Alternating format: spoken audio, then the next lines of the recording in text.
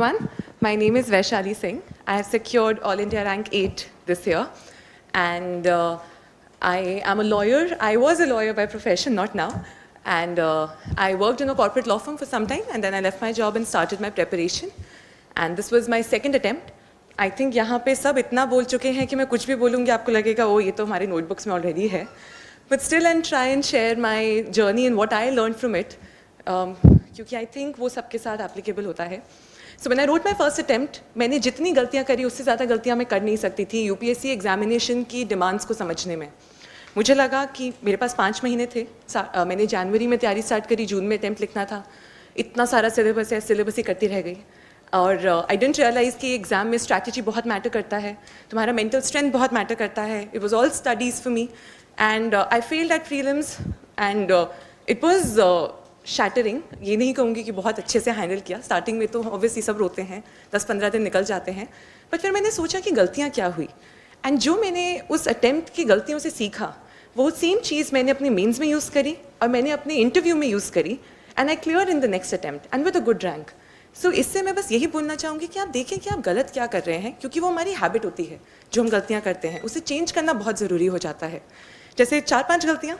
जब मैं रात में पढ़ने वाली इंसान हूँ, मैं सुबह 6 बजे सोती हूँ, सो मेरा दिमाग, मैंने प्रीलिम्स से पहले ये चेंज नहीं करा. प्रीलिम्स तो सुबह होता था, तो मेरा दिमाग नहीं चला प्रीलिम्स में.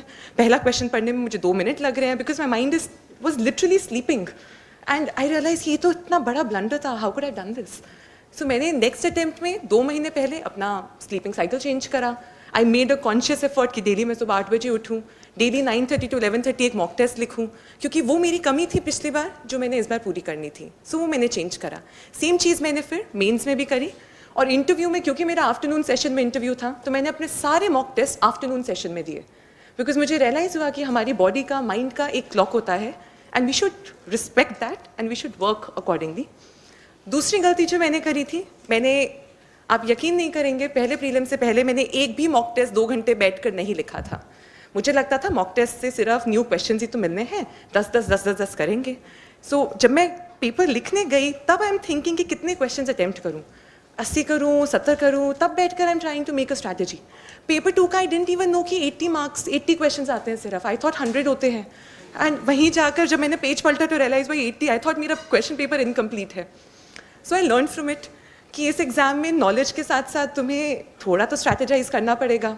सो नेक्स्ट टाइम प्रीलिम से पहले मैंने 60 to 70 मॉक्स करे. मेरे मेंस की पूरी preparation was mock test, and even for interview मैंने बहुत इंटरव्यू दिए, क्योंकि मुझे रियलाइज़ हुआ कि वो जो मेरे में कमी थी वो मुझे हर स्टेज पे नहीं दोहराना है, मुझे नहीं फिर नेक्स्ट स्टेज पे जाके फेल करना है. सो प्रीलिम्स के बारे में मैं फिर आपसे थोड़ा सा शेयर करूँगी, क्योंकि प्रीलिम्स पास आ रहा है और मेरे 122 मार्क्स थे, तो वो डिसेंट इनफ मार्क्स थे इस बार के लिए. सबसे पहले तो मैंने ये एम किया था कि जो जनरल कट ऑफ जाती है उससे 10 ज़्यादा स्कोर करने हैं, ताकि प्रीलिम्स के बाद जो 40 दिन होता है प्रीलिम्स और मेंस के बीच में वो वेस्ट नहीं करना है, वरना वो जब आप बॉर्डर लाइन पे होते हैं ना, नहीं होती है पढ़ाई. पहली बार में मैंने करके देख लिया था. सो उसके लिए I use to make it a point कि हर मॉक में मैं 130 स्कोर करने की कोशिश करूँ, 120 स्कोर करने की कोशिश करूँ. एकदम से नहीं होता है, 100 से ही शुरू करता था, पर धीरे धीरे वो हुआ. वो कैसे हुआ? Because in the entire process I was in a self correction mode, कि मैंने 80 क्वेश्चन से स्टार्ट करा कि मैं 80 अटैम्प्ट करती हूँ. फिर कुछ मॉक्स में 80 to 85, 85 to 90, 90 to 95. By attempting those mocks I realise कि 90 to 95 वर्क्स फॉर मी. मैं सबसे ज़्यादा स्कोर करती थी, ज़्यादा क्वेश्चंस, ज़्यादा सही, ज़्यादा गलत, पॉजिटिव स्कोर. क्योंकि येस नेगेटिव मार्किंग है, पर नेगेटिव मार्किंग तो 1/3 ही है. सो नेगेटिव मार्किंग से डर सबको लगता है, मुझे भी लगता था कि गेस वर्क हमारे गलत ही होते हैं. हर कोई सोचता है मैं तो गलत ही गेस करूँगा. बट अगर आप अपना मॉक टेस्ट जब आप कर रहे हैं अटैम्प्ट, तब आप थोड़ा सा ध्यान देंगे. सो एक क्वेश्चन को ना देखें गेस वर्क के लिए, बंच ऑफ क्वेश्चंस को देखें, because ultimately it's a bunch of questions जो आप गेस करेंगे. सो यू विल रियलाइज कि somewhere or the other your guess work is giving you positive marks, because you can't clear this exam by attempting 50-60 questions. You have to attempt more, cut off को देखते हुए. सो आप अपना जितने भी mock test कर रहे हैं खुद की स्ट्रैटेजी बनाएं. हर जगह खुद की स्ट्रैटेजी काम करेगी. यहाँ हम जितने भी हैं, हम सब की अलग स्ट्रैटेजी है.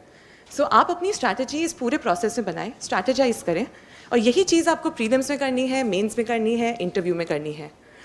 मैं मेंस का थोड़ा सा बोलूँगी, क्योंकि इमीडिएटली इसके बाद आपको मेंस की तैयारी करनी है. सो मेंस के टाइम पे मेरी काफ़ी बुरी हालत थी. मेरा जो ऑप्शनल बहुत ह्यूज है, लॉ मेरा ऑप्शनल था, और मैंने 1/3 ही कवर कर रखा था, तो मुझे पता था कि बाद में 2 महीना मुझे लॉ में लगेगा, बचा 1.5 महीना, उसमें क्या करें. Then I sat down, I saw all the papers. I realized कि essay and ethics में सबसे ज़्यादा मार्क्स का डिफरेंस आता है. GS 1, 2, 3 में मार्क्स के डिफरेंसेस आते हैं, बट उतने नहीं आते हैं. सो अगर मेरे पास कम टाइम है तो I need to strategise, I need to prioritise. And I prioritized on my essay and it worked for me. I scored 146 in essay and essay ने मुझे हेल्प करा काफ़ी जगह कवर अप करने में. सो अगर ऐसे की, आई थिंक यहाँ पे ऐसे के लिए अभी किसी ने बोला था उनके मुझसे भी ज़्यादा मार्क्स थे, तो आपके पास ऐसे की तो स्ट्रैटेजी है. तो ये मेरा major means was about answer writing practice, to understand the demands of each and every paper. हर पेपर का डिफरेंट डिमांड है. ऐसे में अलग लिखना है, GS 1 to 3 में अलग लिखना है, एथिक्स में अलग, ऑप्शनल में अलग. और वो आप जितना आंसर राइटिंग प्रैक्टिस करेंगे उतना बेटर होगा, क्योंकि नॉलेज सेम है, जो डिफरेंट तरह से हमें पुट करनी है. So this is about mains. And finally about my interview. So I came to KSG for interview guidance. जब मैं KSG के पास आई थी तब मैं काफ़ी कंफ्यूज थी. मुझे बहुत मिक्स्ड रिव्यूज़ मिले थे. कभी कभी लगता था I will score more than 200, कुछ इंटरव्यूज़ के बाद लगता था 40 भी नहीं आएंगे.